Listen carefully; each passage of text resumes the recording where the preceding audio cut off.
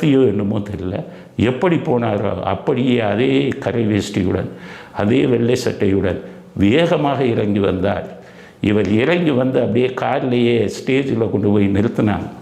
10 லட்சம் மக்களும் அழுதார்கள், கூக்குரலிட்டார்கள்.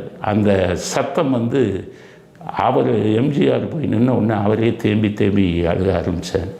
அப்போ எதிரில் இருந்த மந்திரிகள் இவங்கெல்லாம், எம்ஜிஆர் நமக்கு அடையாளம் தெரியுமா, மூளையிலலாம் ஆப்ரேஷன் பண்ணிட்டாங்க, நம்மளுக்கு தெரியுமா, யாருன்னு தெரியுமா அப்படின்னு முன்வரிசையில் உட்காந்து ஒவ்வொருத்தரையும் கூப்பிட்டு கட்டி பிடிச்சார். அப்போ தான் எல்லாத்தையுமே அவருக்கு அடையாளமும் தெரியுது அப்படின்னு முடிவு பண்ணாங்க.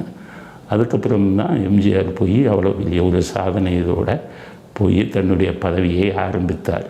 அண்ணன் ஒரு அப்போ வர வந்து அண்ணன் பையன் பொண்ணு தான் நமக்கு கிட்னி கொடுத்தாங்கன்னு எம்ஜிஆருக்கு தெரியாது. அப்படி ஒரு சூழ்நிலை அவர் குடும்பத்தில்.